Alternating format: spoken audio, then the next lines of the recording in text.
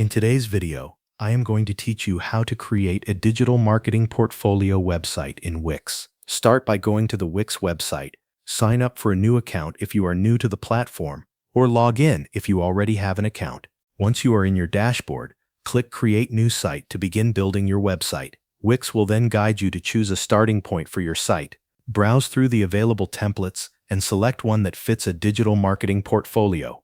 A portfolio, business, or marketing template usually works well because it already includes sections that are useful for showcasing services and past work. After choosing your template, click Edit to open the Wix editor. This is where you will customize the design and content of your website. Start with the home page.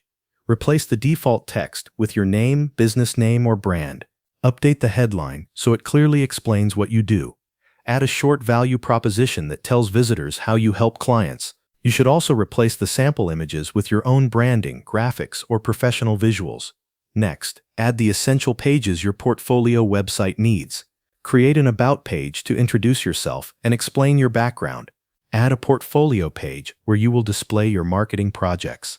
Create a services page to describe what you offer, and add a contact page so visitors can reach you easily. Once your pages are in place, begin adding your portfolio projects.